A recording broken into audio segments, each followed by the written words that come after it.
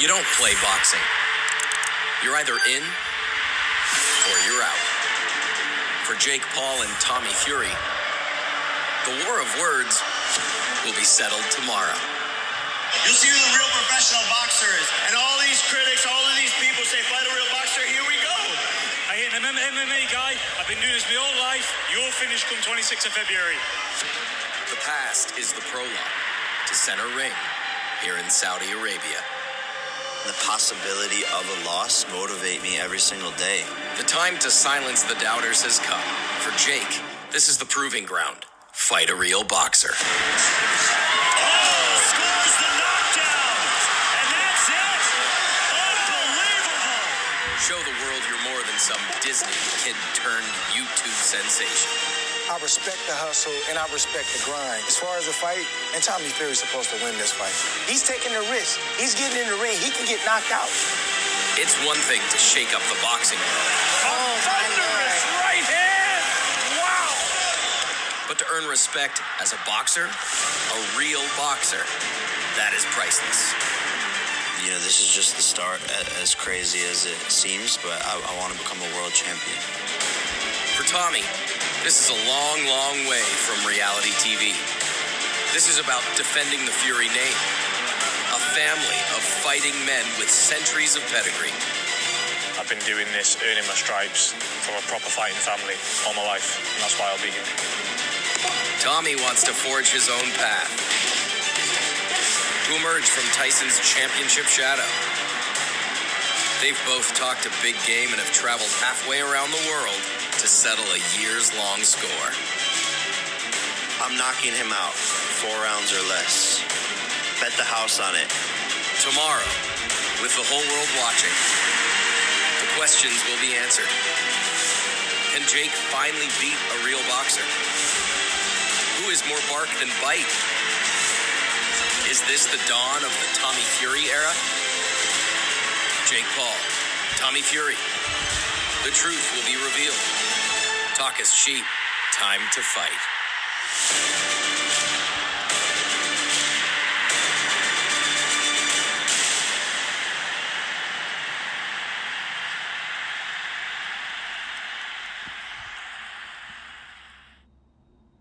You are listening to The Fight Show here on the Sports Gambling Podcast Network. You can follow the Sports Gambling Podcast Network on Twitter at the SGP Network. That's at the SGP Network. I am Billy. I am the host of the Soccer Gambling Podcast. You can follow the Soccer Gambling Podcast on Twitter. It is at SGP Soccer. That's at SGP Soccer. And you can also follow my other Twitter account. It is at LockBettingCom. That's at LockBettingCom. That's the Twitter account for my premium pay service, LockBetting.com, that has delivered 117 months in a row of transparent track profit. At least it will have in 48 hours time. Do your due diligence before you sign up. Look at the P&Ls because we do post real spreadsheets. The pin tweet at the LockBettingCom Twitter account is the P&L for the previous month. So do your research before you sign up for the service. The same handle is also the handle for the TikTok account. It is at LockBettingCom. The TikTok account is great. We post up 30 to 45 second videos giving you important data that you need before you make your bets. A very useful tool. And the same stuff is posted on Instagram, but the handle for that is simply at LockBetting. So usually when we do the fight show, we have my boxing colleague, my boxing friend, ex-pro boxer Jeff Cohen on the show with us. But he's not interested in talking about this fight. He doesn't want to come on and talk about YouTubers.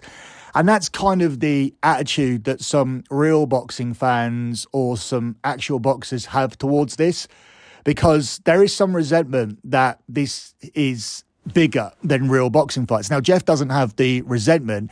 He's just not interested in the fight. I mean, he's very adamant that this is a fix, that Jake Paul will win and it will set up a rematch. That's really Jeff's take on it. He said that Tommy Fury should win all day. And we even heard there on the clip, we heard Andre Ward say that Tommy Fury should win all day. And maybe he should. He's from a boxing family. He's been doing this since he was 6 years old, as he said, which would make it even more humiliating if he was to lose this fight, because Jake Paul hasn't been doing this his whole life. He's only been doing it for the last 3 or 4 years. Prior to that, he really was on the Disney Channel. He was a Disney Channel kid who became a YouTuber. And for him to beat Tommy Fury, listen to the name, Fury, he is a Fury. He is from Tyson Fury's family. He is Tyson Fury's half-brother. That would be a monumental feather in his cap, and it would be the ultimate embarrassment for Tommy, to the point where I don't think he could box again. I'm not even sure he could show his face in public again. But for Jake, it would also be a significant loss, because it could spell the end of his boxing career. It could spell the end of the bravado. Your ego's never the same once the O is gone, particularly if you are knocked out. But somebody's O is going to go unless there is some sort of scripted draw here. And we've seen a lot of that around. We even saw a potentially leaked script that was released on Twitter just a few hours ago that had Jake Paul winning late in the 8th round to set up a rematch. There's a lot of conspiracy theories around when it comes to Jake Paul, including the phantom punch. Did he land or did he not land on Anderson Silva?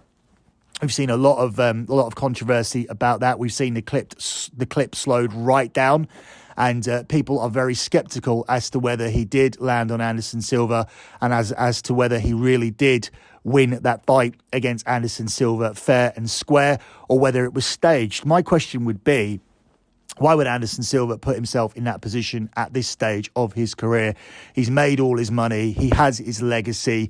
And I don't think his legacy was damaged too much by the loss, because his legacy wasn't in boxing, whilst his legacy would be far more significantly damaged if he took a backhander to be knocked out by Jake Paul in the fight. So I don't really subscribe to that. But if it was true and there was a fix for the Anderson Silva fight, and we've seen all of these MMA guys lie down for this Jake Paul project, then why would Tommy Fury be any different, other than the fact that it would add absolute humiliation to his name? This is the biggest money fight that he's had. Perhaps he's realised that he's not going to make it as a professional boxer, and he wants this one last payday before he moves on to something else in television. Perhaps that's the theory, because when you're looking at money, and boxing is all about money, the money is all in Jake Paul winning and carrying on. The money, the immediate money is obviously on a close fight that ends up in a rematch. But for Jake Paul to continue on and to do this for another 5-10 years, that is a real, genuine cash cow. If Jake Paul could genuinely be a champion, a top 10 fighter who goes up the ranks and becomes a champion, then I would venture to guess that he would be the biggest pay-per-view draw in the history of boxing, because of the way he sells his fight. As we've said, these aren't real boxers, but this is a huge fight, and it's attracting huge interest. And we will look at the odds for the fight shortly. Before we do that, let me take this quick time out to tell you guys about WynnBET. WynnBET is the official sportsbook of the Sports Gambling Podcast Network. WynnBET is active in a bunch of states, and there are tons of ways to win, including live betting and same-game parlays, aka WynnBET Build Your Own Bet. Great promos, odds, and payouts are happening right now at WynnBET, so if you're ready to play, sign up today to receive a special offer. Bet $100, get $100, limited to state availability. And of course, if you hit the biggest long shot parlay of the week, you get a $1,000 free credit. Perhaps you could put Jake Paul in round 8 in your big long shot parlay. We'll talk more about that shortly. There's so much to choose from. All you have to do is head over to sportsgamblingpodcast.com/WynnBET so they know that we sent you. That's sportsgamblingpodcast.com/WYNNBET.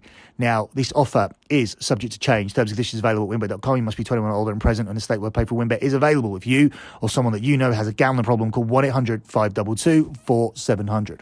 Let me also tell you guys quickly about the SGPN merch store. The SGPN merch store continues to add items to the store every single day. Make sure you head over to store.sportsgamblingpodcast.com to get your favourite shirts, hats, sweats and hoodies. My favourite item is, of course, the Soccer Gambling Podcast hoodie. You need to subscribe to the Soccer Gambling Podcast. We are just giving away free money on that show. Leave us a review on iTunes. Leave us a review on Spotify. Make sure you get the merch. There's merch available for every single show, including, of course, the Sports Gambling Podcast Network, which we are on now. And this is a show where we do the fight show, and the fight show has been free money lately as well. So show your support for the SGPN and head over to the store. It's store.sportsgamblingpodcast.com to get all of your favourite merch. I just wanted to ask about Tommy, because I believe he's gone out to the States, so this fight is on. Yeah, it's on. Has Tommy got the skill to beat him? Yes. Has he got the power to knock him out? Yes. All it is with Tommy, he's young. Can he handle a big occasion on the night? If Tommy can't splatter Jake Paul, I'll retire him from boxing myself. His name's Fury. If he can't beat Jake Paul, I'll have to change his name. I feel like I've won the lottery. You're asking me to fight absolute nugget on a massive world stage, and all I've got to do is fight Jake Paul, a YouTuber. I'm going to splatter this man come December 18th, because when he jumps through them ropes and he realises I'm not a YouTuber, I'm going to get hit with a nice sharp jab, swearing that big-ass fucking jaw of his. Jake Paul will lose his first fight, and he will never, ever box again. Mark my words. Tommy, I hope you've enjoyed these last few moments of your career. This is it. You're going to be retired from boxing after this. You're going to be disowned by your family. You're going to go back to your mother's maiden name. There's nothing else that can save you. It is just me and you, mano a mano. Your brother's not in the ring anymore with you. Your dad's not in the ring with you anymore. Molly's not in the ring with you anymore. Bambi isn't in the ring with you anymore. So all that little cute motivation about having a child and fighting for her, all that goes out the window when I'm coming to take your head off, decapitate you. I'm a mean, angry person deep down. I'm going to take out all of it on your face. And there's nothing you could do to beat me. I'm built different. I want this more than you. I have more of a why. I'm more tapped in. I'm more emotionally intelligent. I'm more spiritually connected. I've worked harder every single day, in and out. I have a better team. I have a better support system. And guess what? Me winning this fight is for the higher benevolent good of the universe. And so it's not just me in the ring. It's all of my guidance. It's all of my ancestors. It's all of my spiritual helpers. It's all of the people protecting me, and together we are going to you up. You have 4 rounds, and then you are Tommy Fury, this is it for you. The hype is absolutely insane. And look, I'm guilty of buying into it. I think this is a bigger fight than any other fight we've had this year or any other fight that we've got upcoming. You could argue that Fury versus Usyk later on in the year to unify the heavyweight belts is bigger, and it probably is. But for me, my excitement levels are at an all-time high. I mean, my son never wants to watch boxing. It isn't a sport that he's particularly interested in, but he is interested in these YouTube fights, and he's very interested in this one to the point where we've booked a table to actually go out and watch this at a bar. Bars are selling tickets for this fight. This fight is the biggest fight that we've had so far this year. There is no doubt about it. So you can like it or you can not like it, but I'm buying into the hype. It's been brilliantly sold. They've stolen from pro wrestling. It's a WWE style build that's going to conclude in a real fight. The problem with the WWE is that they know how to sell fights, but ultimately what goes down in the ring is fake, so people lose interest. The problem with boxing is that they've primarily focused on boxing their entire lives, and those that can combine the combination of being able to sell the fight, having the character and the personality to sell their fights whilst having the ability in the ring are usually the ones that are the most successful and draw the biggest money on pay-per-view. Well, this fight has all of that. It has an absolute character in Jake Paul who understands the entertainment business, grew up in it, knows how to sell his fights, integrates that WWE build-up into his fights, and then goes out there and has a real fight. Is it for world titles? No. Is it up to the same level as top boxing matches? No. But he's improving every single fight, and he's improving a lot, and he's improving significantly. There's no way that Paul's coach, Benjamin BJ Flores, would tie himself to Paul unless he was en route to being a legitimate boxer. He wouldn't tie himself to some YouTube clown, which is not what Paul is any longer. And to be honest, with that kind of coach and with the money that he has behind him, with the box office and the legitimate training that he does, with the people involved in his training camp, and I imagine the sparring partners that they bring in, there's no way that Jake Paul cannot improve. So before we look at the odds here for the fight, let me quickly tell you guys about Underdog Fantasy. We're brought to you by Underdog Fantasy. Underdog Fantasy is your home for off-season NFL best ball drafts, but they also got you covered for a ton of other daily games, including NBA, NHL, and PGA. Underdog Fantasy is a great way to get down on your favorite player props if they're not available in your state. Head over to underdogfantasy.com and use the promo code SGPN for a 100% deposit bonus up to $100. That's underdogfantasy.com and the promo code SGPN. So finally, let's have a look at the odds here for this fight. It's been moving around a lot. When the opening line was given out for this fight, the very first time before Tommy Fury pulled out, and he pulled out twice, Tommy Fury was a 1-2 minus 200 favourite. The second time he wasn't as short as that. And now for this third attempt at this fight, which is going to go ahead because we're only recording 24 hours away from the fight, which is why I waited so long to do it, because I didn't want to waste time doing this because Tommy Fury's pulled out so many times. But it looks like it is going ahead. We are just doing this the day before it happens. And as things stand, Jake Paul is a narrow favourite here at the price of even money plus 100, with slight plus money on Tommy Fury at 21-20. Paul has been a bigger favourite than that this week. He was as short as 4-5 minus 125. The draw is very interesting. It's only 9-1. A draw in boxing is usually between 16 and 25-1. So the corruption rumours and conspiracies have had an effect here on the pricing. Jake Paul via knockout, 5-2. Jake Paul via decision, 5-2. Tommy Fury via knockout is available at 2-1. Tommy Fury via decision is available here at 4-1. Jake Paul comes into this with 6 professional fights. 4 of those victories have been via KO, TKO. Tommy Fury comes in with 8 professional fights, winning them all. 4 of those victories have been via KO, TKO in the opening 2 rounds. Fury to actually win this early in rounds 1-4 is available at 6-1 as an interesting side bet to go along with that data. The over-under rounds, the 5th round or over at 1-3, under 5 rounds is available here at 9-4. And what that means is that both of these guys who have made predictions to finish the fight early, the bookies think both of them will be wrong because they do see the 5th round starting, and both have predicted that it will finish in under 5 rounds. So 5th round or over at 1-3, 6th round or over 1-2, under 6 rounds at 6-4, under 7 rounds 11-10, 7th round or over is at 4-6. Fight to go the distance, yes, is an even money shot, with no being available here at 8-11. Looking at the group round betting, Jake Paul in rounds 1-4 is 5-1. Jake Paul in round 8 is 5. Jake Paul in round 5-8, is 7-1. Tommy Fury in rounds 1-4 is 9-2. Tommy Fury in rounds 5-8 is 5-1. Anything you want to say, Tommy? Who's watching?